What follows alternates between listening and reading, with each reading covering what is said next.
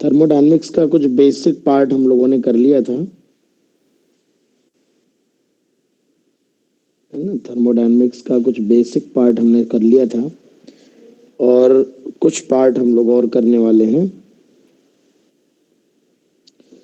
तो सबसे पहले तो आयुष कर लेना, रिकॉर्डिंग बच्चों को देनी है।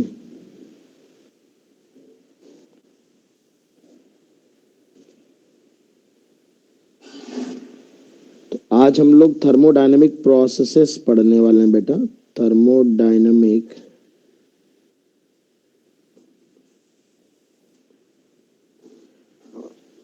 तो हम जिस सीक्वेंस में पढ़ने वाले हैं, हम पढ़ेंगे आइसोकोरिक प्रोसेस, फिर हम पढ़ेंगे आइसोबारिक प्रोसेस,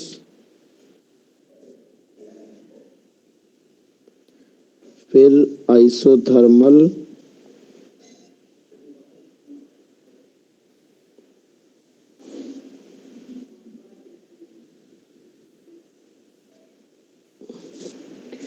फिर एडियाबैटिक प्रोसेस, है ना। 4 बेसिक प्रोसेस बच्चों हम पढ़ने वाले हैं। आयुष कर रहे हो ना? तो 4 बेसिक प्रोसेस बच्चों हम लोग पढ़ने वाले हैं। सबसे पहले हम first of all isochoric process पढ़ेंगे।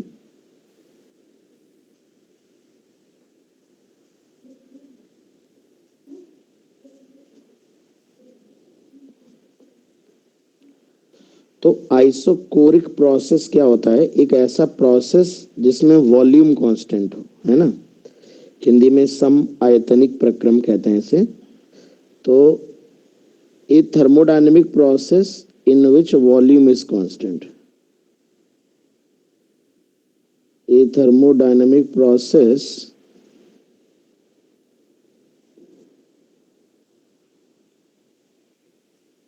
in which volume of gas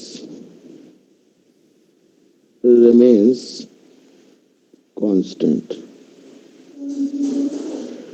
volume constant रहे बेटा, तो चेंज इन वॉल्यूम जीरो रहे या small change in volume zero रहे, दोनों जीरो होना चाहिए, है ना। अगर किसी कोई प्रोसेस आइसोकोरिक है और उसमें वॉल्यूम कांस्टेंट है तो हम उसे आइसोकोरिक कहेंगे। वॉल्यूम अगर कांस्टेंट है तो वॉल्यूम चेंज नहीं होगा, तो डेल्टा वी जीरो होगा और डीवी भी जीरो होगा। अब एक बात बताइए, अगर डेल्टा वी जीरो हो तो जरूरी है क्या कि आइसोकोरिक ही होगा?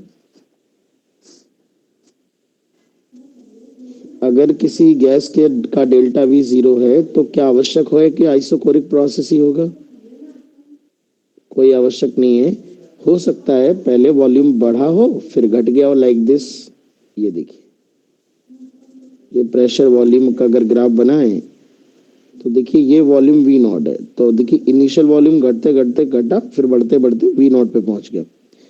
यहाँ पर वॉल्यूम चेंज हो रहा है, भले ही इनिशियल और फाइनल सेम है। तो यहाँ अगर देखा जाए डेल्टा वी जीरो है but not isochoric, because volume does not constant. तो ये आवश्यक नहीं है कि अगर डेल्टा वी जीरो है तो आइसोकोरिक होगा। हाँ, अगर आइसोकोरिक है तो डेल्टा वी जीरो जरूर होगा और डीवी भी जीरो होगा। हाँ, अगर आप डेल्टा वी और डीवी दोनों जीरो कर रहे हैं तो फिर ये डीवी जीरो होने का मतलब है कि वॉल्यूम कांस्टेंट हो जाएगा, है ना। तो ये तो आइसोकोरिक प्रोसेस है।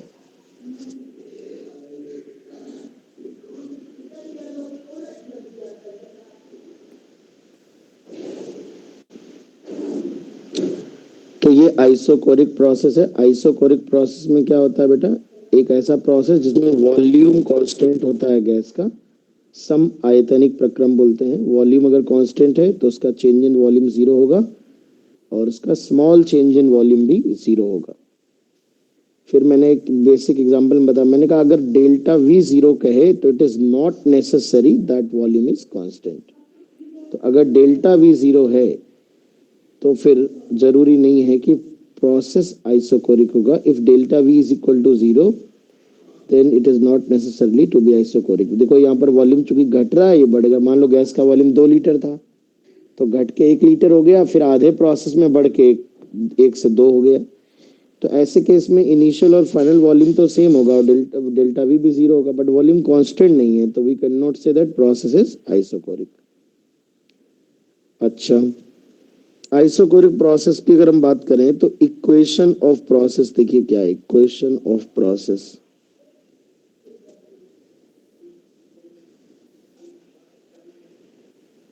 तो ideal gas equation PV is equal to NRT अगर हम लगाएं और वी कांस्टेंट है, तो P by T is equal to N R divide by V, और ये चीज है कांस्टेंट, तो पी बाई टी कांस्टेंट हो जाएगा।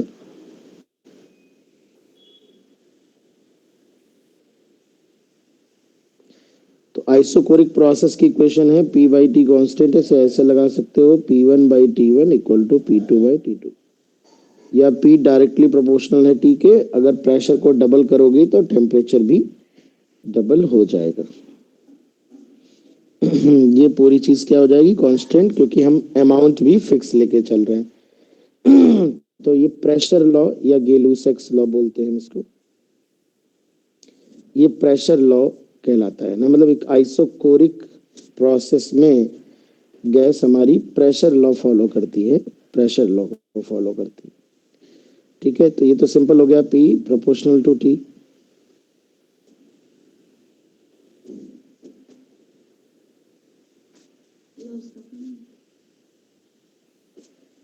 वो देखेंगे बाद में, अभी उस तरह से नहीं लिखेंगे, उससे कुछ नहीं मिलने वाला। इसके बाद work done by the gas अगर हम देखें कितना है, तो work done by the gas integral P dV होता है बेटा, तो ये 0 होगा बिकॉज डीवी की वैल्यू क्या है यहाँ पे 0। वर्क डन 0 होगा बेटा। तो फर्स्ट लॉ ऑफ थर्मोडायनेमिक्स क्या कहता है, फर्स्ट लॉ ऑफ थर्मोडायनेमिक्स कहता है डेल्टा यू प्लस डब्ल्यू। अगर वर्क डन 0 है तो दी गई हीट ही डेल्टा यू के बराबर होगी बेटा, है ना। तो अगर मैं delta Q versus delta U graph बनाऊं और line passing through origin with 45 degree बने, तो आप तुरंत पहचान जाएंगे कि ये आइसोकोरिक है। कैसे पहचानेंगे, आप समझ जाएंगे कि ये 45 डिग्री का मतलब है y is equal to X line हो जाएगी, y is equal to X delta Q is equal to delta U, और ये तभी संभव है जब W 0 रहा हो, क्योंकि delta Q is equal to delta U plus W होता है। W 0 करेंगे तभी बराबर, और W 0 कब होता है, आइसोकोरिक प्रोसेस में। अब एक बात बहुत ध्यान सुनिए, बहुत ज्यादा ध्यान से सुनिए मेरी बात। डेल्टा क्यू का जो फॉर्मूला होता है वो होता है एन सी डेल्टा टी, बहुत ध्यान समझिएगा। इन जनरल सी जो होता है ये बदलता है process to process, molar heat capacity process to process change होती है। क्योंकि डेल्टा क्यू याद करो पाथ फंक्शन होता है, पर डेल्टा यू स्टेट फंक्शन है। किसी एक प्रोसेस में जो डेल्टा यू होगा, अगर same temperature change, same gas ले, सेम अमाउंट ले तो सभी प्रोसेस में डेल्टा यू सेम होगा। यहां मैं डेल्टा क्यू का फॉर्मूला लिखने जा रहा हूं, बहुत ध्यान सुनना। वॉल्यूम कांस्टेंट है बच्चों, तो डेल्टा क्यू का नाम यहां रहेगा एन सी डेल्टा टी, में सी को लिखेंगे सीवी, क्योंकि इस प्रोसेस में जो मोलर हीट कैपेसिटी है वो वॉल्यूम कांस्टेंट है, तो इसे कहते हैं molar heat capacity at constant volume. तो यहाँ पर डेल्टा क्यू का फॉर्मूला ये है, अब मेरी बात ध्यान समझना। ये जो डेल्टा क्यू होगा ये अगले प्रोसेस में चेंज हो जाएगा, क्योंकि ये प्रोसेस टू प्रोसेस वेरी करता है, it is a path function, ये बदल जाएगा अगले प्रोसेस में। यहाँ पर जो सी की वैल्यू होती है it is molar heat capacity at constant volume. लेकिन बिकॉज चूंकि डेल्टा यू किसी हर प्रोसेस में सेम रहेगा, अगर गैस सेम लें और सेम टेम्परेचर चेंज करें, तो यहां से जो डेल्टा यू की वैल्यू निकालोगे वो सभी प्रोसेस में वैलिड होगी। तो delta U is equal to N C V delta T, यहाँ ये है फॉर ऑल प्रोसेस हो गई, because it does not depend on the process, it does not. अब कई बच्चे कहते हैं सर ये तो हमने केवल आइसोकोरिक से डेल्टा यू की वैल्यू निकाली थी, ये डेल्टा यू का फॉर्मूला आप आइसोबारिक में क्यों लगा रहे हैं? तो वही मैं इसलिए मैंने पिछली क्लास में क्वेश्चन कराया था कि भले डिफरेंट प्रोसेस हो, अगर डेल्टा टी सेम है, गैस सेम है, मोल सेम है, तो डेल्टा यू हमारा इनिशियल और फाइनल स्टेट पे डिपेंड करता है। It does not depend on the path, it does not depend on the process. ठीक है, तो आप किसी भी एक प्रोसेस से डेल्टा यू के फॉर्मूला निकाले हो, वैलिड सभी में होगा। हाँ, डेल्टा क्यू पाथ फंक्शन है तो ये चेंज हो जाएगा यहाँ पर, और ये जब चेंज हो जाएगा बट ये नहीं चेंज होगा। आप कह सकते हो कि सर ये चेंज होगा, तो ये क्यों नहीं चेंज होगा? क्योंकि उस केस में डब्ल्यू जीरो नहीं होगा ना, तो डब्ल्यू माइनस करेगा ना, इसका जो चेंज होगा ये उतना ही रहेगा। तो बिल्कुल भी कंफ्यूजन ना है बच्चों। तो यहाँ से आपको डेल्टा यू का फॉर्मूला याद रखना है, delta U N CV delta T, CV कहलाता है molar heat capacity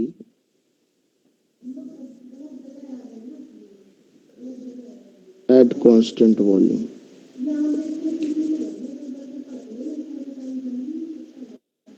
molar heat capacity at constant volume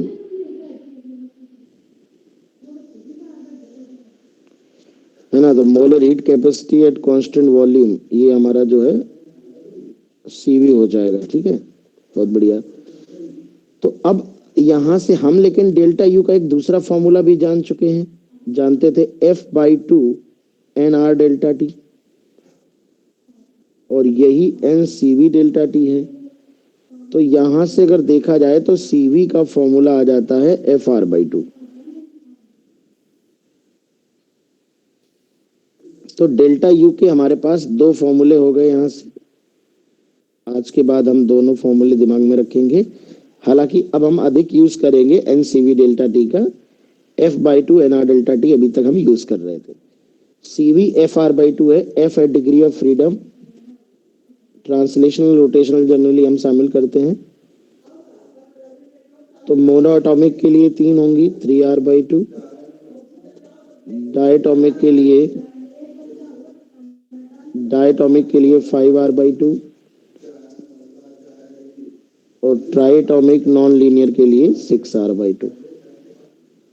क्योंकि उसमें 5 डिग्री ऑफ फ्रीडम होती है डायटोमिक में, लीनियर मोनोटॉमिक में 3 होती हैं, और आपकी ट्राइटोमिक में 6 होती हैं। तो ये सीवी है मोनोटॉमिक, ये सीवी है डायटोमिक, और सीवी है ये ट्राइटोमिक नॉन लीनियर। तो डेल्टा यू कैलकुलेट हो गया, सीवी हमारा कैलकुलेट हो गया। डेल्टा यू का ये फॉर्मूला सभी में वैलिड होगा बेटा, because it is a state function not a path function, but delta Q हमारा प्रोसेस टू प्रोसेस चेंज होता रहता है। अब अगर हम डिफरेंट ग्राफ्स बनाएं, ग्राफ ऑफ प्रोसेसेस,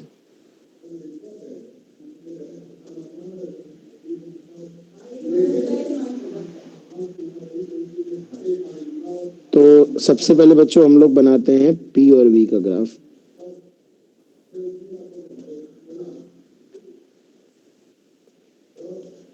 तो आइसोकोरिक में वॉल्यूम कांस्टेंट है ना। मान लेते हैं हम, लेट अस कंसीडर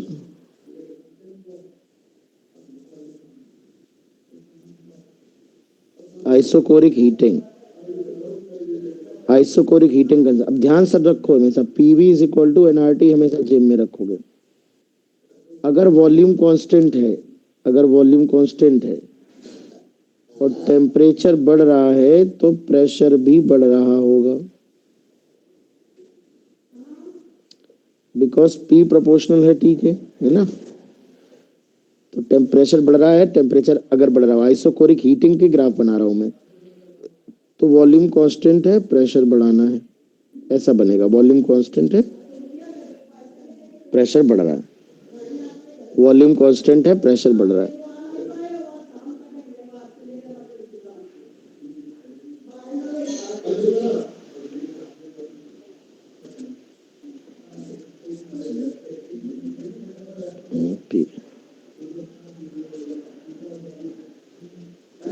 ग्राफ, तो वॉल्यूम कांस्टेंट है, टेम्परेचर बढ़ा रहे हैं हम लोग, तो इसमें क्या बनेगा बेटा, वॉल्यूम को कांस्टेंट रखना है, वॉल्यूम वो एक्सेस, तो हॉरिजॉन्टल लाइन ऐसी बन जाएगी।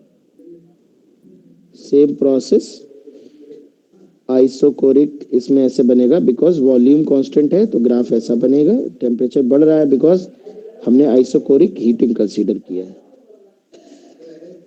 और एक प्रेशर टेम्परेचर ग्राफ अगर बनाएंगे तो P is equal to N R divide by V into T, तो ये लाइन पासिंग थ्रू ओरिजिन बनेगा, ऐसे बना देते हैं, ये पॉइंट ए होगा, ये पॉइंट बी होगा, ओरिजिन से पास होती हुई लाइन दिखाई पड़ेगी, और इसका जो स्लोप होगा tan थीटा वो N R divide by V होगा, बिकॉज अगर हम यहाँ पर देखना चाहें तो P can be written as N R by V into T, तो y is equal to M X. ठीक है, तो इस तरह के आइसोकोरिक प्रोसेस के पीवी ग्राफ, वीटी ग्राफ और पीटी ग्राफ बनने वाले हैं ना, तो इनमें से कोई भी ग्राफ देके आपको पहचानने के लिए बोला जा सकता है।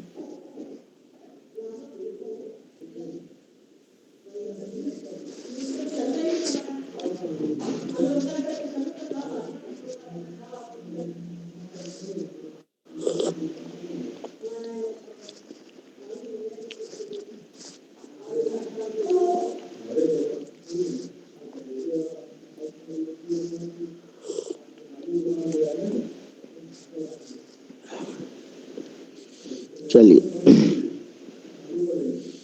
एक ग्राफ और है, उसे हम लोग डेंसिटी ग्राफ कहते हैं।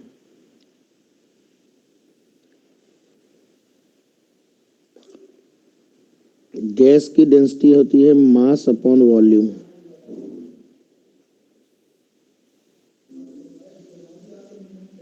और वॉल्यूम कांस्टेंट है, तो डेंसिटी भी आइसोकोरिक प्रोसेस में कांस्टेंट रहती है।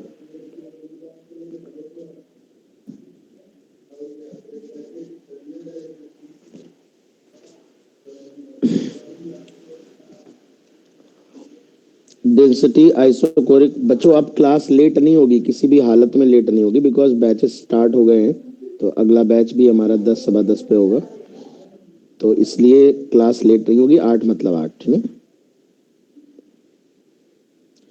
तो इसलिए गोला मत माने, लेट मत हो।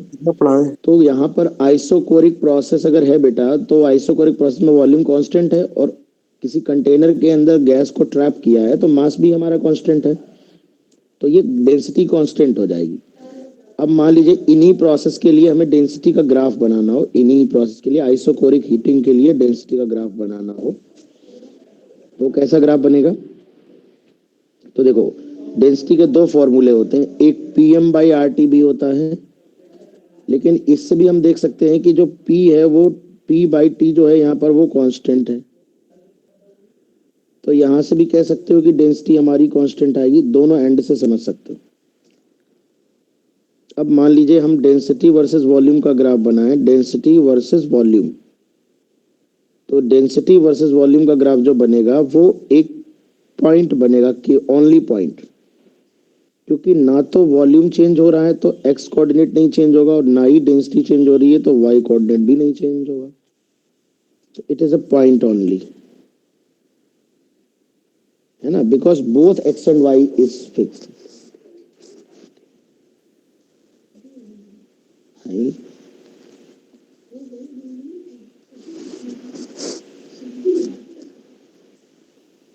हमें खाने दो,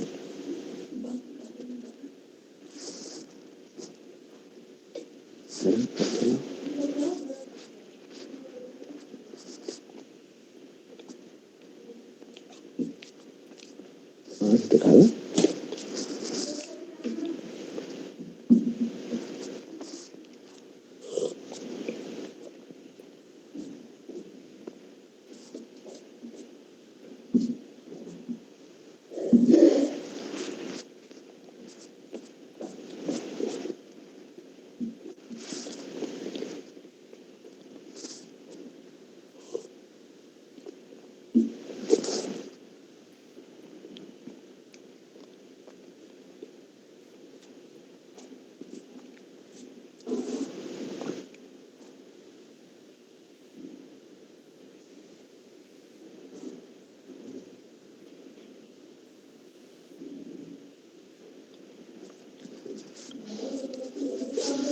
डेंसिटी वर्सेस प्रेशर और डेंसिटी वर्सेस टेम्परेचर ड्रॉ करके देखो जरा आइसोकोरिक में कैसा बनेगा।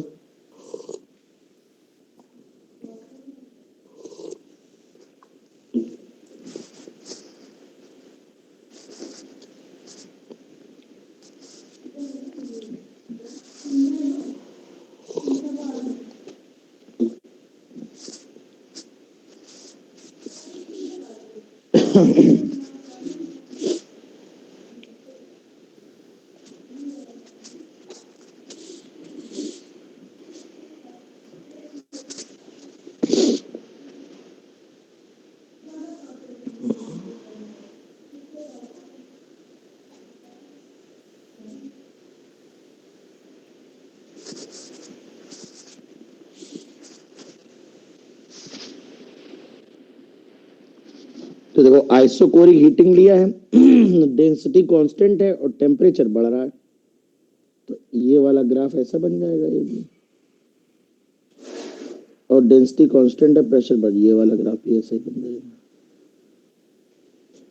भाई आइसोकोरिक प्रोसेस में डेंसिटी तो बदलनी नहीं है, तो वाई कोऑर्डिनेट तो बदलेगा नहीं किसी हालत में। अच्छा वॉल्यूम के केस में क्या था, एक्स कोऑर्डिनेट भी नहीं बदल रहा था। तो डेंसिटी के ग्राफ आप मेरे हिसाब से समझ आ गए होंगे, है ना। तो सीवी मोनोटॉमिक शुरुआत से देख लो क्या क्या बातें हमने बताई आइसोकोरिक में। एक बार स्क्रीन आगे आगे करता जा रहा हूँ, देखते चलो।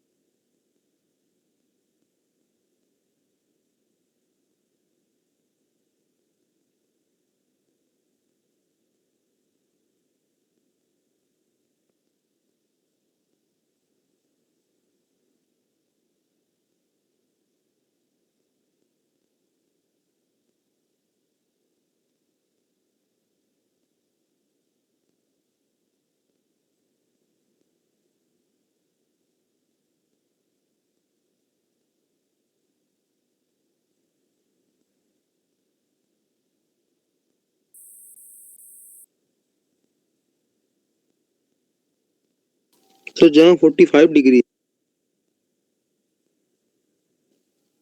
सर।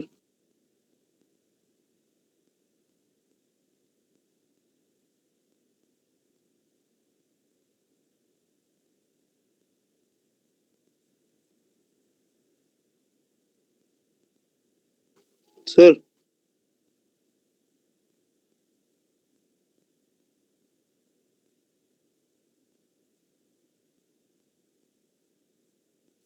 तो जहाँ 45 डिग्री है, अगर कोई और एंगल होगा तो भी तो आइसोकोरिक प्रोसेस ही होगा ना।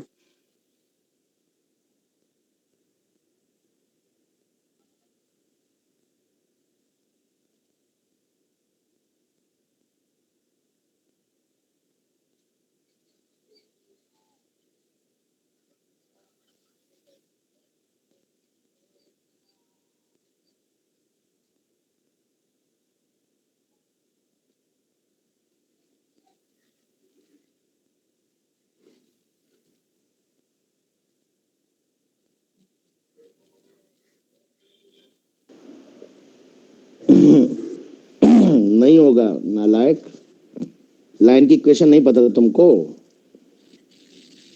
y इज इक्वल टू, जब स्लोप 1 होगा तभी तो 45 होगा, हर स्लोप के लिए 1 हो जाएगा, 45 एंगल हो जाएगा।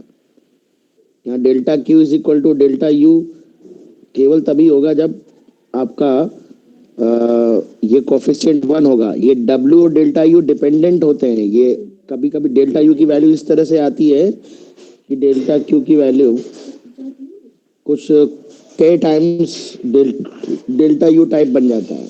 ऐसे केस में 45 डिग्री नहीं होगा। तो मैं अभी ये लग रहा होगा कि ये बस इंटरसेप्ट का काम करेगा। नहीं नहीं, ये डिपेंडेंट होते हैं, कोई कांस्टेंट नहीं है कि इंटरसेप्ट का काम करेगा, है ना। ये तो वर्क डन जीरो होता है, फिर वैल्यू में भी चेंज नहीं होगा। क्या कह रहे हो, फिर से बोलो। अगर क्या नाम है, अगर 45 डिग्री नहीं होगा तो फिर भी तो वर्क डन जीरो होगा, 63 भी तो जीरो होगा। कब वर्क डन जीरो होगा? कहाँ वर्क डन जीरो होगा? अगर अगर अगर आइसोकोरिक नहीं है तो वर्क डन जीरो ही क्यों होगा? हाँ सर। समझे? आइसोकोरिक में ही तो वर्क डन जीरो होगा। यस। तुम लेट आए हो ना, सोने वाले बच्चे ऐसे गधे हो जाते हैं। नहीं सर, मैं नोटिफिकेशन हमारे यहाँ नहीं था इसलिए। हाँ, वैसे होता है। मेहनत से पढ़ाई करो तुम। देख लो, एक नजर और मार लो।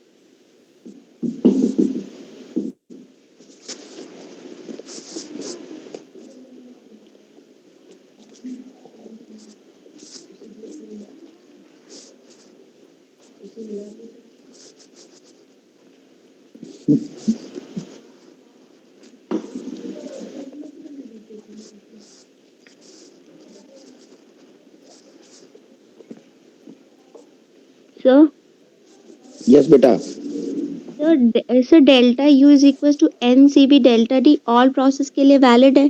तो सर जो भी वर्क डन होगा उसको हम लोग ऐड भी तो करेंगे डेल्टा यू के साथ। हाँ, इसलिए तो डेल्टा क्यू चेंज होता रहेगा। डेल्टा हाँ तो सर क्यू विल मतलब कि वैरी। तो डब्ल्यू को जब बोलो ऐड बोलो। कर लेंगे तो वैल्यू कंपनसेट हो जाएगा और इक्वल आ जाएगा। नहीं समझा मैं। तुम डेल्टा यू को डब्ल्यू में ऐड करोगी तो डेल्टा क्यू चेंज होगा, delta U will not change. Yes sir ठीक है sir. W will have different values in different processes yes sir. and delta U will have same values in different processes. Yes sir. So delta Q will have different values in different processes. Yes sir ठीक है okay.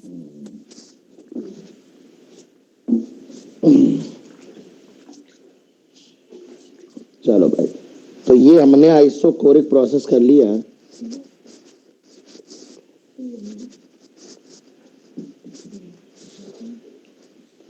अब हम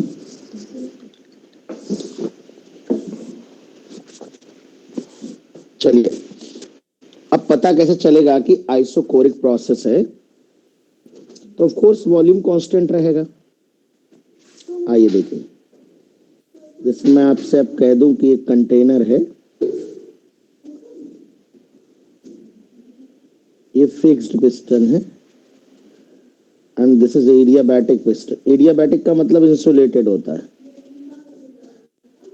heat insulated. अंदर हमने heater लगा रखा है और ये यहाँ पर 10 मोल्स डायटोमिक गैस है।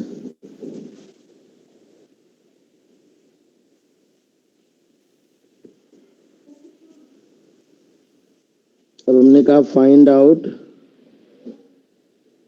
heat required to increase the temperature by 100 Kelvin.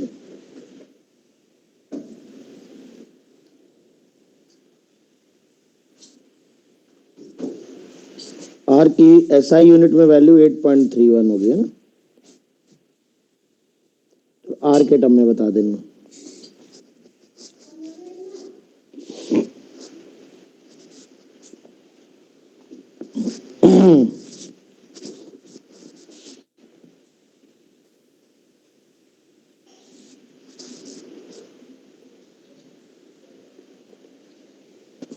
तो जैसे बच्चों आपने देखा कि पिस्टन क्लोज है, फिक्स्ड है बेटा, ये पिस्टन मूव नहीं करेगा, और ये पूरा का पूरा कंटेनर और पिस्टन इंसुलेटेड है, तो अंदर से बाहर हीट नहीं जाएगी, ना ये बाहर से अंदर आएगी। जो हीटर हीट देगा वही केवल हीट मिलेगी, है ना।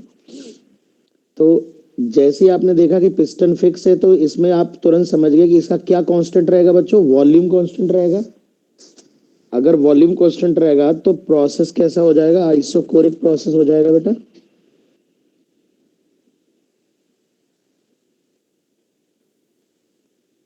और आइसोकोरिक प्रोसेस जैसे हो जाएगा बेटा, तो आइसोकोरिक प्रोसेस में हम delta Q is equal to फटाक से लगा देंगे n C V delta T. Mole से हमारे पास 10, सीवी होता है हमारा डायटोमिक का 5r/2। ध्यान रखिएगा फॉर डायटोमिक FR/2 होता है। प्रैक्टिस करते करते सारे रिजल्ट याद हो जाने चाहिए थर्मो के। तो 5r/2 इंटू डेल्टा टी 100 है,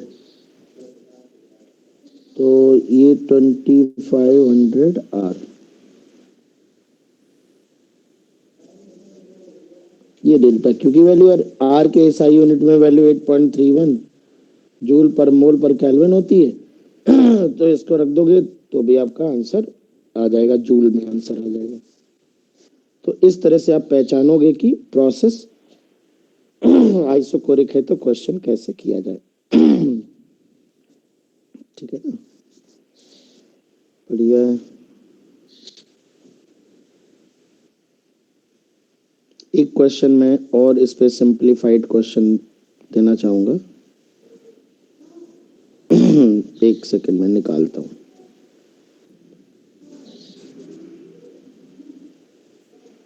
THERM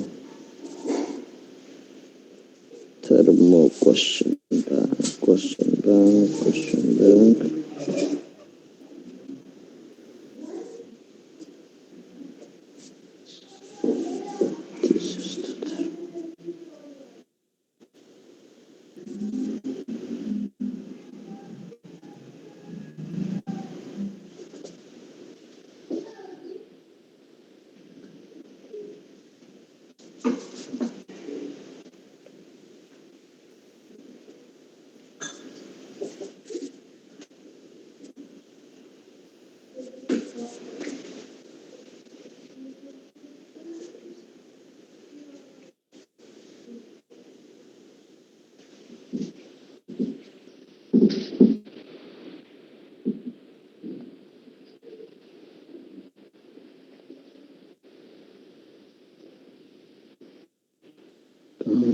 Question.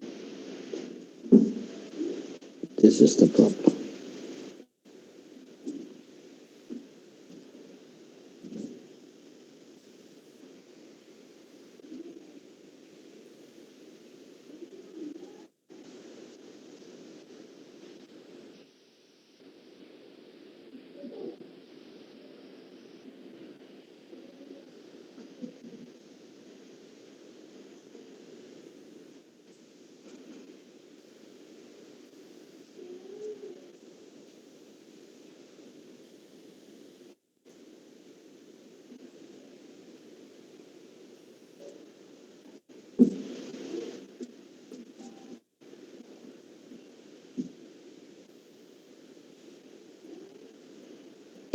चलिए इस क्वेश्चन को सॉल्व करिए।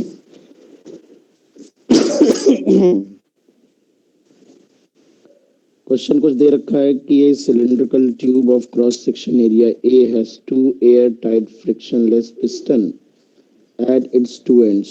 The piston are tied with the straight two ends. Okay, the piston are tied with a straight piece of metallic wire. The tube contains the gas at atmospheric pressure P0 and temperature T0. If the temperature of gas is doubled, then the tension in the wire. Tension क्या होगा wire में? Initially इसके अंदर जो pressure है वो P0 है और बाहर का प्रेशर भी P0 है इनिशियली। तो फाइनली टेंशन क्या होगा? चलिए try to solve this problem.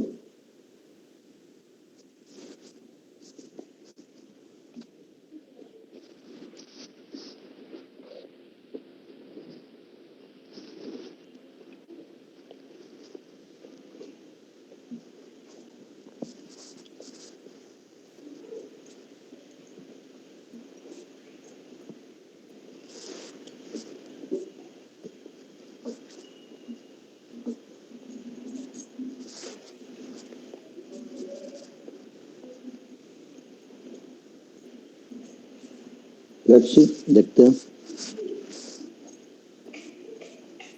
C1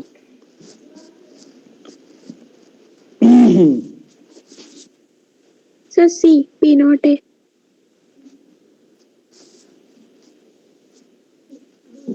let's see,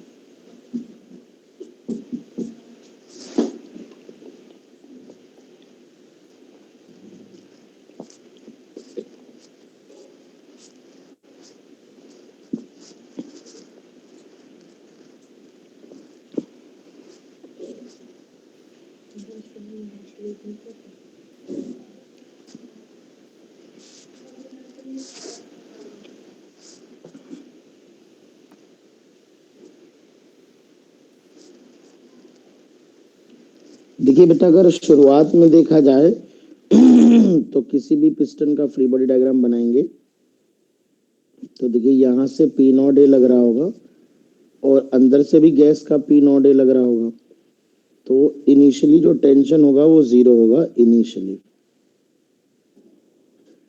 लेकिन अब देखिए, चूंकि ये पिस्टन, देखिए गैस एक्सपेंड होना चाहेगी जब आप हीट करोगे, तो ये इधर जाना चाहेगा और ये इधर जाना चाहेगा। तो ये लेकिन जा नहीं सकता बेटा, धागे से बंधा है। इस कारण से इसका वॉल्यूम कांस्टेंट रहेगा। अच्छा, एक ही डायरेक्शन में अगर मूव कर भी जाए तो भी वॉल्यूम में कोई चेंज आना नहीं है ना, क्योंकि area of cross section same है। तो कुल मिलाकर ये इस तरह से धागे बांध स्ट्रिंग को कनेक्ट करने से इसका वॉल्यूम कांस्टेंट हो जाएगा। अगर वॉल्यूम कांस्टेंट है तो P प्रोपोर्शनल हो जाता है T के बेटा, यानी टेम्परेचर डबल करने से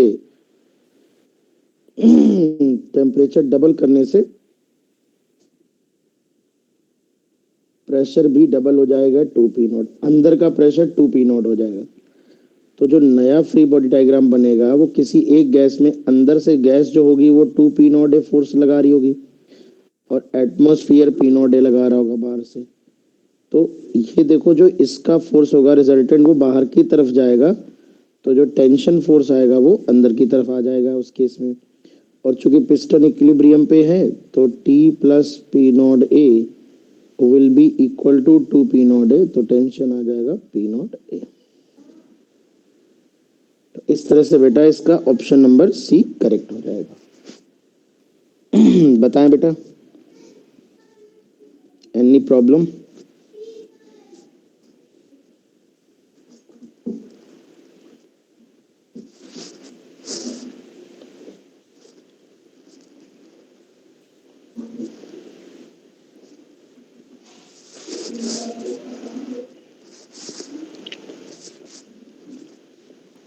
बताएं बेटा, हो जाएगा। चलिए, next process is isobaric process.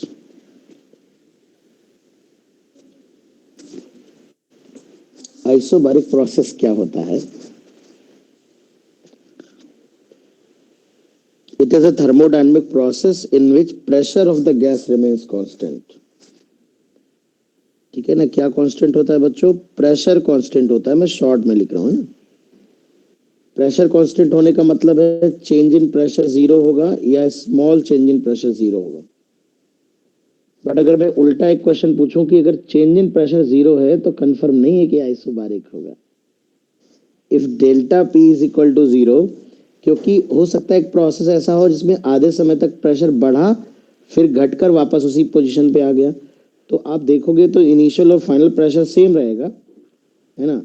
But जैसे अगर मैं यहाँ पर पीवी डायग्राम बनाऊं बेटा, तो मैं अगर ऐसा डायग्राम बना दूं तो आप देखो, ये इनिशियल प्रेशर बराबर फाइनल प्रेशर है और डेल्टा P 0 है, but not isobaric. So if somebody says that delta P is 0 in a process, then is this process must be isobaric or not? तो आंसर आप कह सकते हैं कि process may be isobaric, may not be isobaric. But अगर dp 0 कह रहा है तो स्मॉल चेंज ही 0 है, यानी प्रेशर कांस्टेंट ही रहेगा डेफिनेटली, तो नहीं होगा उस केस में, आइसोबारिक हो जाएगा मतलब। तो प्रेशर कांस्टेंट होने का मतलब डेल्टा पी जीरो जरूर होता है, बट डेल्टा पी जीरो होने का मतलब नहीं होता कि प्रेशर कांस्टेंट ही है। ठीक है, तो ये एक छोटी सी बात है। इसके बाद अगर प्रेशर कांस्टेंट है तो गैस का वर्क डन कितना होता है ये भी मैं दिखा देता हूँ। तो वर्क डन है इंटीग्रल पी डीवी, पी बाहर आ जाएगा डीवी V1 से V2, तो पी V2 माइनस V1, तो वर्क डन आएगा P delta V, work done by the gas P delta V होगा। अच्छा, PV is equal to NRT होता है। तो अगर प्रेशर कांस्टेंट है तो किसी एक कंडीशन में वॉल्यूम V1 होगा, टेम्परेचर T1 होगा, किसी दूसरी कंडीशन में अगर आप इसे घटाएंगे तो PV2 माइनस V1 हो जाएगा NRT2 माइनस T1, यानी PV is equal to P delta V is equal to NR delta T भी हम इसे लिख सकते हैं। तो ये वर्क डन हो जाएगा इन ए आइसोबारिक प्रोसेस। ठीक है, क्योंकि यहाँ अच्छा P delta V always NR delta T के बराबर नहीं होता, ध्यान रखिएगा, क्योंकि प्रेशर अगर कांस्टेंट नहीं है तो ये P1 V1 होगा, ये P2 V2 होगा। तो उस केस में NR डेल्टा T जो होता है वो P2 V2 minus P1 V1 के बराबर होता है। अब देखिए गड़बड़ ना करिएगा। तो P delta V is not equal to NR delta T in general. तो अगर इन जनरल लिखना हो तो P1 V1 is equal to NR T1 और P2 V2 is equal to NR T2। तो P2 V2 minus T1 V1 is equal to NR delta T होता है।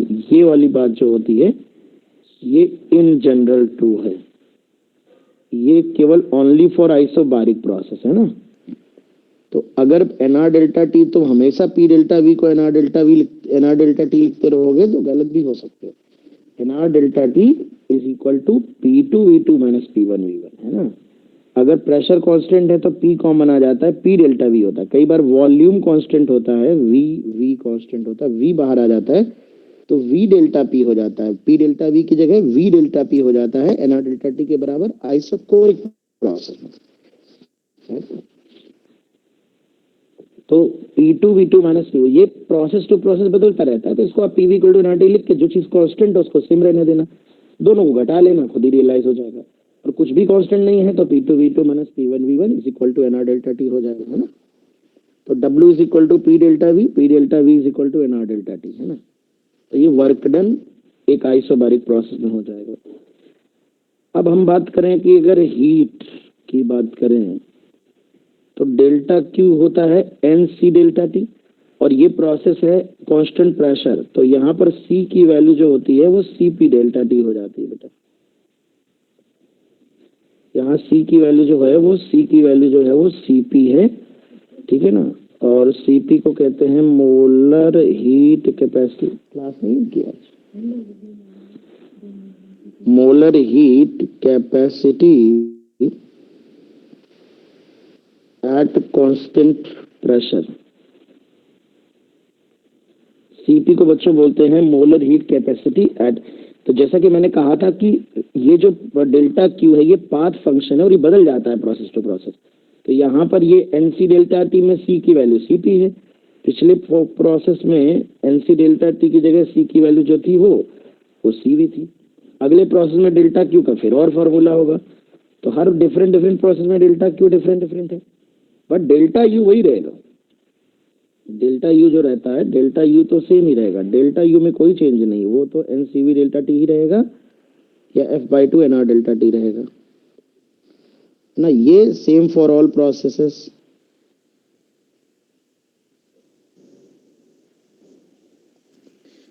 अब अगर मुझे CP और CV में रिलेशन लिखना हो, क्योंकि हमें डेल्टा U पता है, डेल्टा Q हमने डिफाइन कर लिया, यहाँ पर NC डेल्टा T में C की वैल्यू CP ले ली। तो अगर हमने उसको डिफाइन कर लिया है तो यहाँ पर हम देख सकते हैं delta Q is equal to delta U plus W। तो डेल्टा Q है NCP delta T, delta U है NCV डेल्टा T और डेल्टा W है NR डेल्टा T। तो तो यहाँ से Cp is equal to Cv plus R या Cp minus Cv is equal to R, ये मेयर्स फॉर्मूला कहलाता है बेटा। Cp minus Cv is equal to R. किसी आइडियल गैस के लिए उसकी molar heat capacity at constant pressure and molar heat capacity at constant volume का जो डिफरेंस है वो गैस कांस्टेंट आर के बराबर होता है। गैस कांस्टेंट आर की वैल्यू केमिस्ट्री में आपने 3 यूनिट पढ़े होंगे। एक एसआई यूनिट में 8.31 होता है, कैलोरी पर मोल में पर मोल पर केल्विन में होता है 1.99, बेसिकली 2 मान लो, और लीटर एटमॉस्फेयर वाले यूनिट में होता है 0.0821। तो तीनों वैल्यू क्लियर होनी चाहिए। ध्यान रखें ये मोलर हीट कैपेसिटी का डिफरेंस है। यहाँ से Cp is equal to Cv plus R या Cp minus Cv is equal to R याद रखेंगे। एक चीज आपको और पता होना चाहिए कि जो मोलर हीट कैपेसिटी थी वो molar mass into specific heat capacity होती है। ये मोलर हीट कैपेसिटी और ये स्पेसिफिक हीट कैपेसिटी, तो ये मोलर मास है। तो अगर मैं इसको मोलर मास इनटू एसपी लिख दूं, स्पेसिफिक हीट कैपेसिटी, कई बार हम लोग इसे स्मॉल सी भी लिखते हैं। स्पेसिफिक का मतलब 1 ग्राम का टेम्परेचर 1 डिग्री बढ़ाने के लिए जो हीट चाहिए, और ये 1 मोल का टेम्परेचर 1 डिग्री बढ़ाने के लिए हीट चाहिए। तो 1 मोल में मोलर मास के बराबर ग्राम होते हैं, तो ये हो जाएगा आपका minus molar mass into SV, है ना। तो स्पेसिफिक हीट के टर्म में लिखते हैं तो SP minus SV is equal to R divide by M. बहुत ध्यान समझिएगा। इसकी जो सी की जो यूनिट होती है, सी की जो यूनिट होती है ये कैलोरी पर मोल पर केल्विन होती है, और एस की जो यूनिट होती है कैलोरी पर ग्राम पर केल्विन।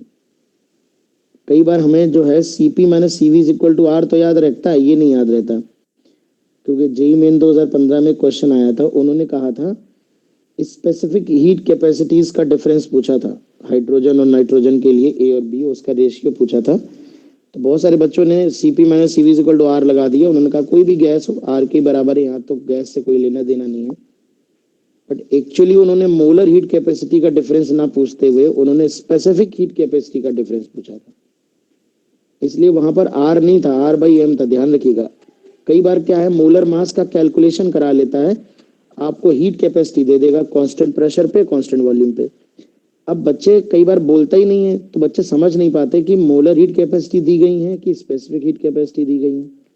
तो यूनिट देखकर पहचानना। अगर कैलोरी पर मोल लिखा हो, कैलोरी पर मोल लिखा हो, तो आप समझ जाना कि ये मोलर हीट कैपेसिटी है, CpCv है ना, है ना, या कैपिटल Cp कैपिटल Cv। अगर कैलोरी पर ग्राम लिखा हो तो स्मॉल Cp स्मॉल Cv या SpSv में लिख देता हूँ ताकि कंफ्यूजन ना स्मॉल कैपिटल के चक्कर में, है ना। तो कैलोरी पर ग्राम वाला जब दिया जाएगा तो आप समझ जाना Sp माइनस Sv दिया है, which is not R, it is R by M. तो यहाँ से आप इन दोनों की वैल्यू पुट करके मोलर मास कैलकुलेट कर सकते हैं। तो इसलिए बहुत ध्यान रखना, Cp minus Cv is equal to R तो बड़ा फेमस रिलेशन है, और Sp minus Sv is equal to R by M ये हमारा बहुत ही इंपॉर्टेंट रिलेशन है जो एग्जाम में न्यूमेरिकल्स सॉल्व कराएगा। ठीक है, तो डेल्टा Q हो गया, डेल्टा U हो गया। अब जैसे हम Cp का कैलकुलेशंस करें तो हमने पढ़ लिया Cp is equal to Cv plus R. तो मोनो एटॉमिक का Cp कितना आएगा, तो Cv है 3r/2 प्लस आर। तो अब Cp याद नहीं रखना है ना, Cp is equal to Cv plus R याद रखना है। याद रखना है आपको Cv याद रखना है। जहां Cp की जरूरत पड़ेगी डायटोमिक है जैसे, तो Cv है 5r/2, उसमें से r जुड़ जाएगा 7r/2 हो जाएगा। और Cp triatomic nonlinear या polyatomic nonlinear 6r/2 plus R 8r/2 यानी कि 4r। तो इस तरह से आप Cp की वैल्यू कैलकुलेट कर सकते हैं फॉर ऑल द गैसेस, है ना। सभी गैसेस के लिए Cp की वैल्यू आप कैलकुलेट कर सकते हैं। एक यहाँ पर मैं टर्म और डिफाइन करूंगा, हालांकि इसका परिचय मैं आगे चल के दूंगा एडियाबैटिक प्रोसेस में। Cp और Cv के रेशियो को जो बोलते हैं, Cp बाई Cv जो होता है, इसे एडियाबैटिक एक्सपोनेंट कहते हैं। क्यों कहते हैं आगे बताएंगे। जब एडियाबैटिक प्रोसेस की जब इक्वेशन निकालते हैं तो बेटा पीवी की पावर वॉल्यूम की पावर सीपी बाई सीवी आता है इक्वल टू कांस्टेंट आता है। तो हम लोग क्या करते हैं कि इसको एक नाम दे देते हैं, गामा दे नाम दे देते हैं, पी वी की पावर गामा। ये एक्सपोनेंट की जगह पे आता है, इसलिए हम इसको एडियाबैटिक एक्सपोनेंट कहते हैं इस रेशियो को। कान बंद कर लो, कान खुले हैं तुम्हारे, सर्दी लग जाएगी। सीपी बाई सीवी बच्चों कहलाता है gamma, it is called adiabatic exponent, है ना। ये भी बड़ा फेमस रिलेशन है, तो ये हम लोग इसके बारे में डिटेल में डिस्कस करेंगे। बिकॉज हम सीपी और सीवी का जिक्र कर रहे हैं इसलिए मैं मैथमेटिकल कैलकुलेशंस यहाँ कर देता हूँ। तो सीपी बाई सीवी हमारा एडियाबैटिक एक्सपोनेंट कहलाता है, उसे गामा से रिप्रेजेंट करते हैं। तो यहां से CP is equal to gamma CV भी लिखा जा सकता है। तो दो बड़े फेमस रिलेशन है बेटा, एक तो CP minus CV is equal to R, और एक CP minus CP by CV is equal to gamma. तो यहां से एक सीवी का डिफरेंट फॉर्मूला निकलता है। थोड़े थोड़े फॉर्मूले हैं, ये यहाँ पर याद करने ही पड़ेंगे आपको, और प्रैक्टिस करते करते याद हो जाएंगे। और भूल जाओगे तो निकाल भी सकते हो, जैसे कि अगर मैं सीपी की वैल्यू यहां रख दूं gamma times C V in terms of gamma, तो सीवी की वैल्यू आ जाएगी R upon gamma minus one. R upon gamma minus one आ जाएगी। तो सीवी का एक और फॉर्मूला आ गया है ना, और एक फॉर्मूला पहले से पता है एफ आर बाई टू। तो सीवी के दो फॉर्मूले आपको फाइनली याद करने हैं। सीपी याद नहीं करना है, CP is equal to CV plus R कर देना है हमेशा। जो भी सीवी आए उसमें से आर जोड़ देना है, ठीक है। तो उसमें से आर जोड़ देना है।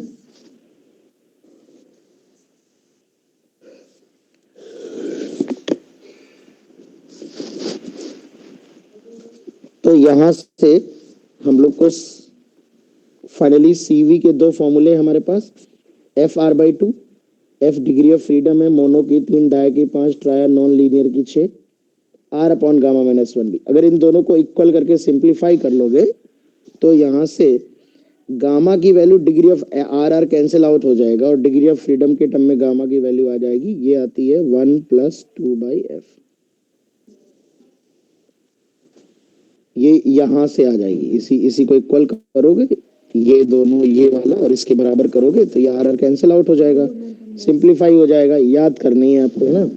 तो 1 प्लस 2 बाई एफ हो जाएगा, या सीपी बाई सीवी तो गामा होता ही है, और 1 plus 2 by F in terms of, कई बार डिग्री ऑफ फ्रीडम डायरेक्ट दे देता है कि इतनी डिग्री ऑफ फ्रीडम है, मान लीजिए अपनी तरफ से दे देगा। क्यों? ठीक है। तो यहाँ पर 1 प्लस 2 बाई, जैसे गामा मोनो एटॉमिक का अगर गामा निकालना हो तो या तो सीपी बाई सीवी कर सकते हो, या 1 प्लस 2 बाई एफ भी होता है ना।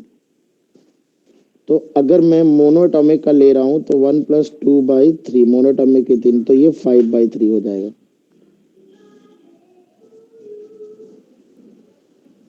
तो गामा मोनो 5 बाई 3 हो गया है ना, ये बहुत ही यूज में रहता है। गामा डायटोमिक क्या हो गया, सीपी बाई सीवी, तो 1 प्लस 2 बाई एफ, एफ होती है 5, तो 7 बाई 5।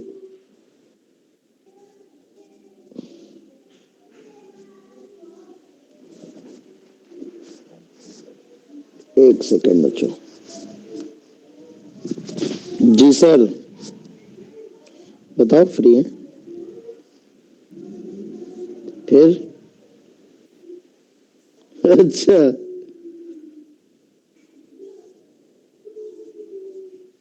हम्म हम्म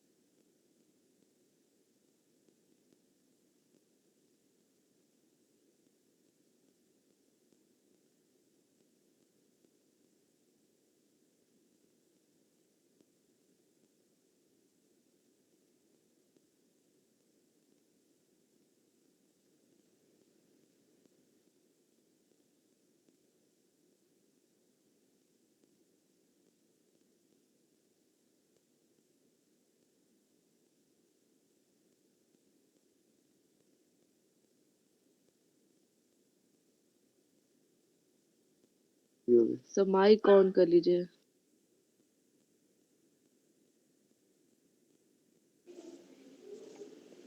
और गामा ट्राइटोमिक देखो क्या आएगा, निकाल लिया होता कम से कम।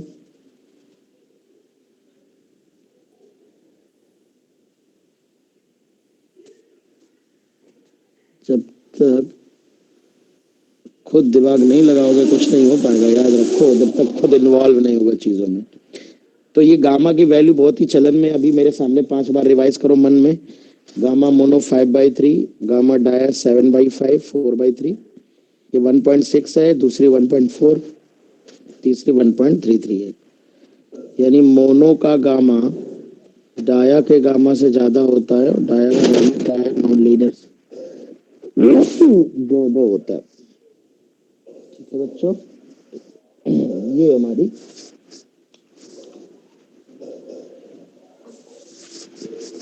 गामा की स्टोरी है।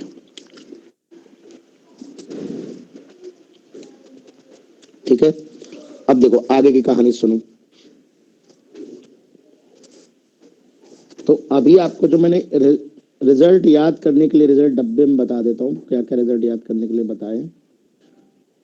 CP minus CV is equal to R। जब ये याद आए तो ये जरूर याद आए। CV के दो फॉर्मूले, FR/2, R upon gamma minus 1।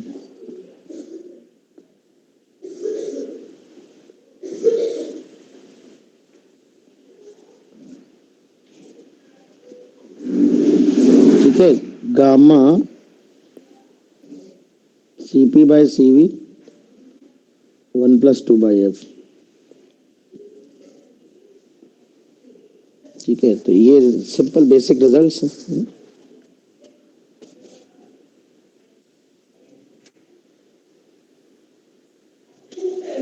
ये CP/CV, इतने रिजल्ट याद करने हैं। अब अगर मैं इक्वेशन ऑफ प्रोसेस की बात करूं,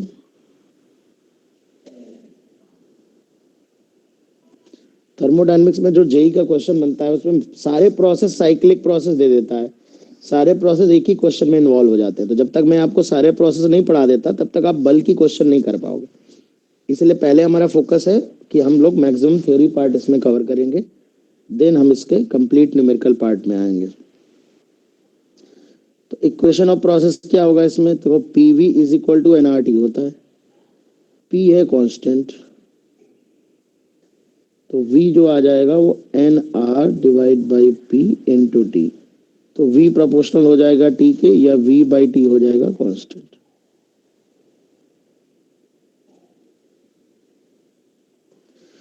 तो चार्ल्स लॉ फॉलो करता है हमारा, गैस जो होती है हमारी वो चार्ल्स लॉ फॉलो करती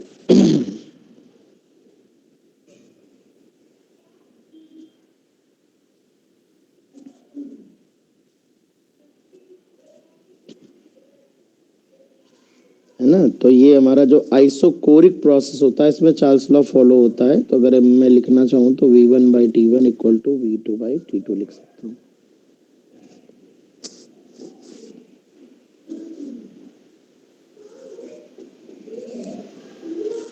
तो ये इक्वेशन ऑफ प्रोसेस है।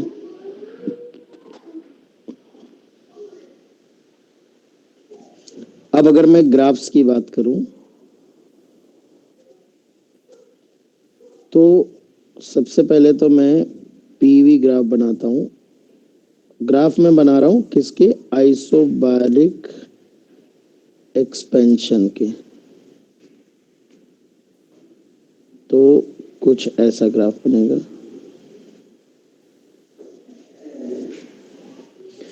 प्रेशर को कांस्टेंट रख रहे हैं, वॉल्यूम को बढ़ा रहे हैं। अब हमेशा जेब में PV is equal to NRT रखो, यहां से विजुलाइज करो, सोचो, बताओ जरा। प्रेशर कांस्टेंट है और वॉल्यूम बढ़ रहा है, तो लेफ्ट हैंड साइड बढ़ रही होगी, तो बताओ टेम्परेचर बढ़ रहा होगा कि घट रहा होगा।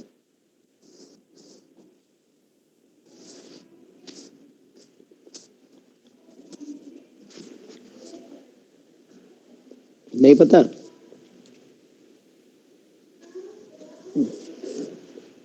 P अगर कांस्टेंट है, प्रेशर कांस्टेंट है, वॉल्यूम बढ़ रहा है, आइसोबारिक एक्सपेंशन है, तो left hand side is increasing, right hand side भी इंक्रीज करनी चाहिए, सो temperature must increase.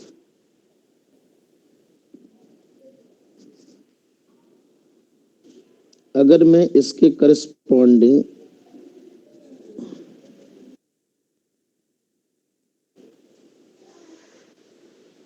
PT graph बनाऊं तो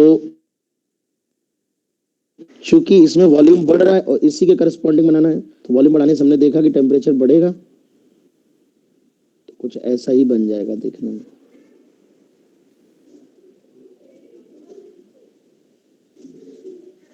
हाँ, वीटी ग्राफ जो बनेगा, पी कांस्टेंट है तो ये स्लोप हो जाएगा, वो ओरिजिन से पास होने वाली लाइन बनेगी।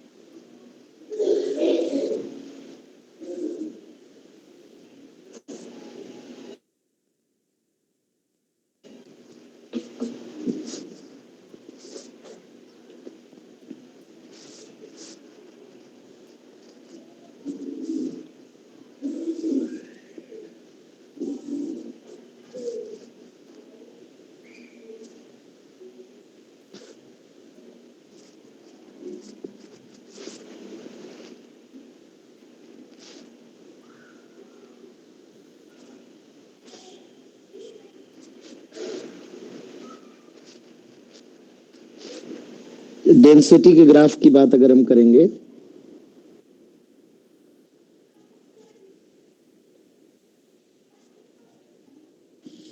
क्योंकि कई बार डेंसिटी का ग्राफ देके क्वेश्चन बेटा हमसे पूछता है। तो डेंसिटी है पीएम डिवाइडेड बाय आरटी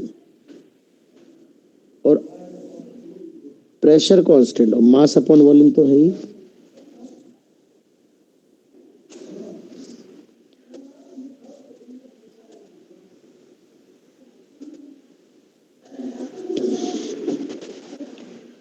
तो यहां पर अगर आप देखेंगे तो वॉल्यूम के साथ तो हाइपरबोलिक ग्राफ बनेगा, वॉल्यूम अगर बढ़ रहा है तो ऐसा ग्राफ बनेगा,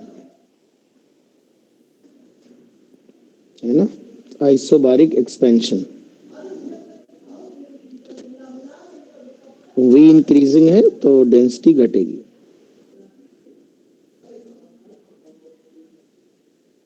और डेंसिटी का प्रेशर के साथ ग्राफ बनेगा। अब प्रेशर कांस्टेंट है, यहाँ पर पी कांस्टेंट है, आइसोबारिक है, और रो घट रहा है क्योंकि वॉल्यूम तो बढ़ रहा है ना। हम एक ही इसी प्रोसेस का बना रहे हैं, आइसोबारिक एक्सपेंशन का ही सब है ना, सारे ग्राफ एक ही प्रोसेस के हैं। तो वॉल्यूम चूंकि बढ़ रहा है तो डेंसिटी तो घटनी पक्की है, तो क्योंकि टी बढ़ रहा होगा, तो प्रेशर लेकिन कांस्टेंट है, तो एक्स कोऑर्डिनेट कांस्टेंट है, वाई घट रहा है, तो लाइन बनेगी ऐसे खड़ी खड़ी।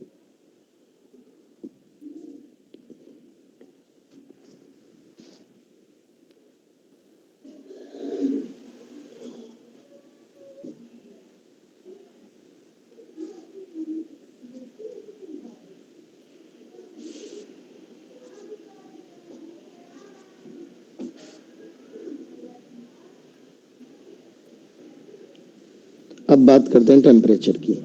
देखिए, अगर टेम्परेचर से रिलेशन देखा जाए तो ये y है और ये x डिवाइडेड डिवीजन में, तो रेक्टेंगुलर हाइपरबोला बनेगा।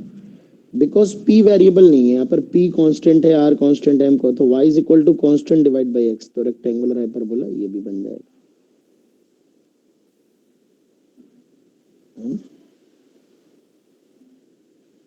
डेंसिटी घट रही है, टेम्परेचर बढ़ रहा है, तो डेंसिटी के ग्राफ कुछ इस तरह से बनेंगे बेटा, है ना। तो ये आइसोबारिक प्रोसेस की बात हो गई, आइसोबारिक प्रोसेस। अच्छा, सबसे इंपॉर्टेंट होता है आइसोबारिक प्रोसेस को पहचानना। कई बार हमें समझ नहीं आता कि प्रोसेस आइसोबारिक है या नहीं है। सबसे ज्यादा इंपॉर्टेंट है आइसोबारिक प्रोसेस को पहचानना। आइए कुछ एग्जांपल्स देखते हैं।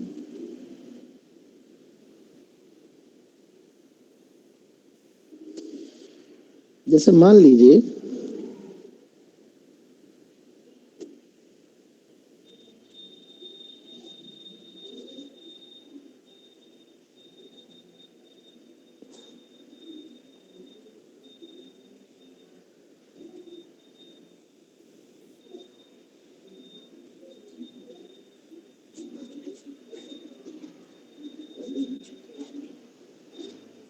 आपसे कहा जाता है कि आप स्लो हीटिंग कर रहे हैं,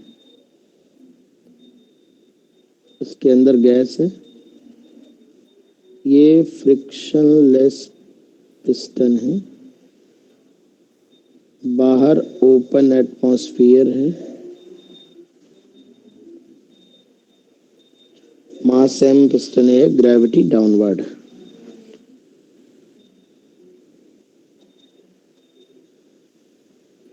सबसे पहले कहा गया हमें स्लो हीटिंग किया है, तो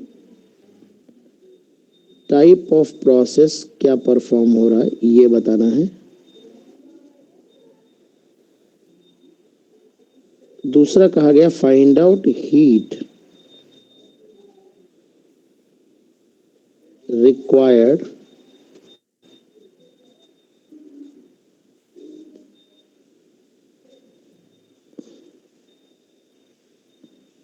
to rise the piston slowly by x naught। बहुत ध्यान समझना बेटा।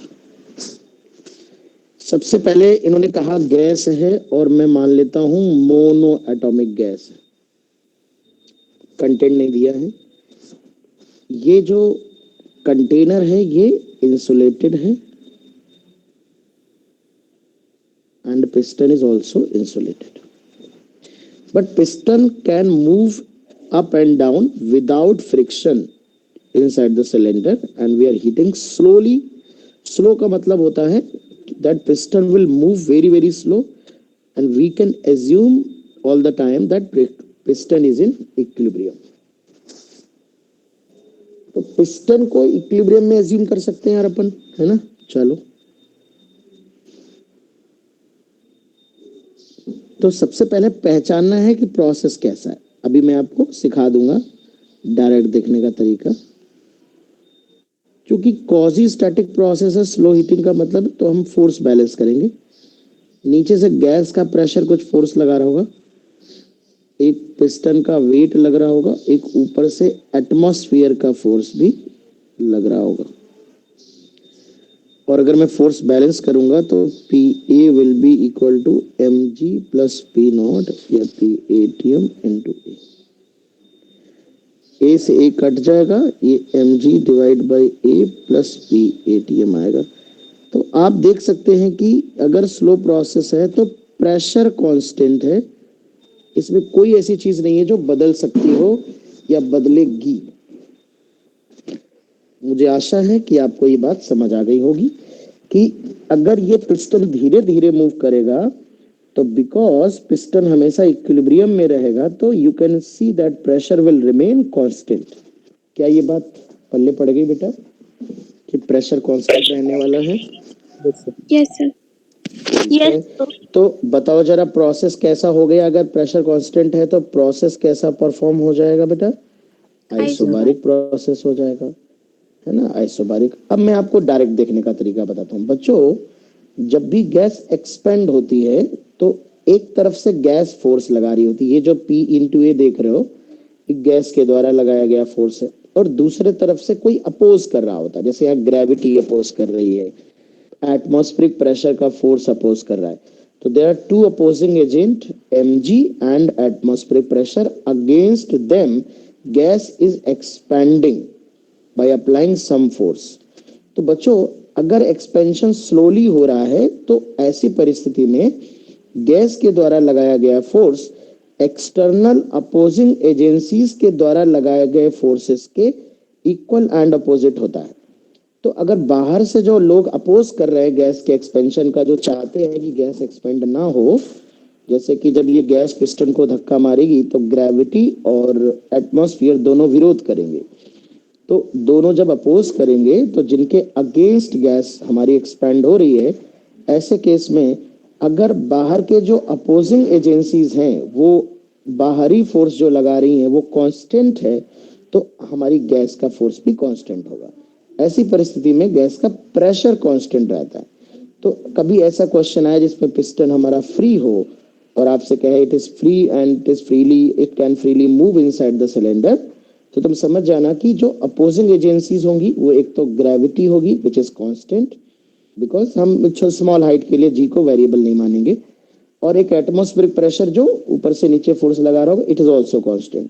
सो inner force applied by the gas must remains constant, hence pressure of the gas will be constant. So definitely process is isobaric. अब बात आती है डेल्टा क्यू की। Delta Q का आइसोबारिक में फॉर्मूला होता है एनसीपी डेल्टा टी। वैसे तो एनसी डेल्टा टी होता है बट सी जो होता है वो प्रोसेस टू प्रोसेस वेरी करता है।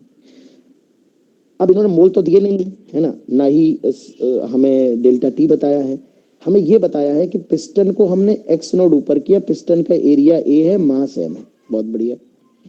तो अगर मैं डाइट मोनोटॉमिक है, सीवी सीपी बराबर सीवी प्लस आर, तो 5r/2 CP आ जाएगा। तो 5r/2। अब हमें पता है कि nr delta T isobaric condition में p डेल्टा v लिखा जा सकता है। तो मैं 5/2 nr डेल्टा v को p डेल्टा v लिख देता हूं। तो यहां से डेल्टा क्यू आ जाएगा 5/2, p के स्थान अभी हमने निकाला है p ATM plus mg divide by a। We have calculated P here, mg पता है, a पता है, p ATM पता है, और चेंज इन वॉल्यूम हो गया एरिया इनटू लेंथ कवर्ड। जैसे क्रॉस सेक्शन एरिया a है, ये देखो क्रॉस सेक्शन एरिया a है, and piston will goes up by distance x nought, piston will goes up by distance x nought. तो this volume, this region of volume will be extended, ठीक है।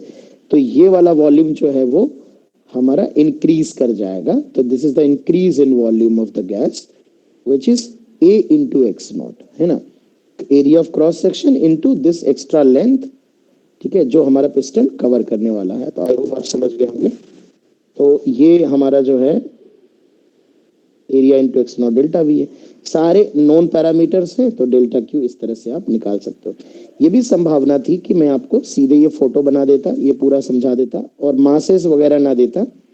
ये आपके समझने के लिए होता कि प्रोसेस प्रेशर कांस्टेंट है, फिर मैं आपको मोल्स दे सकता था, नंबर ऑफ मोल्स, और ये बता देता कि कितना टेम्परेचर इंक्रीज करना है, तो आप डेल्टा क्यू की वैल्यू कैलकुलेट कर लेते।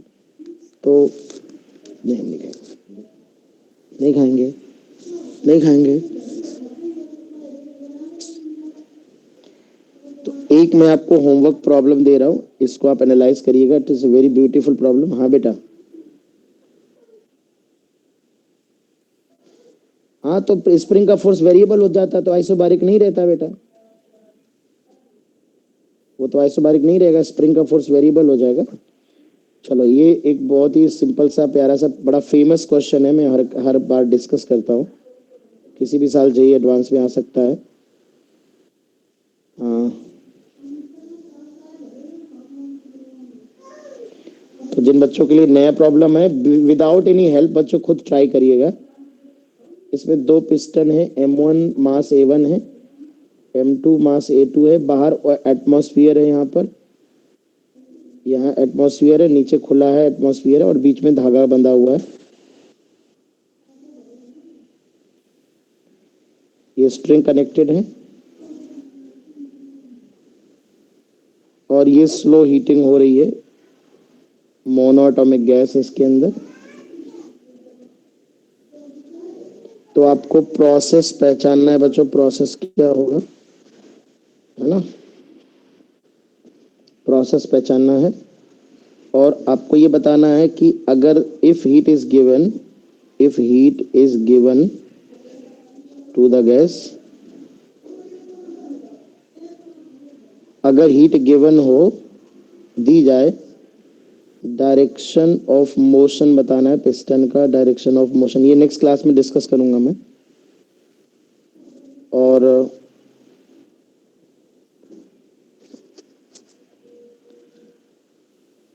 Find out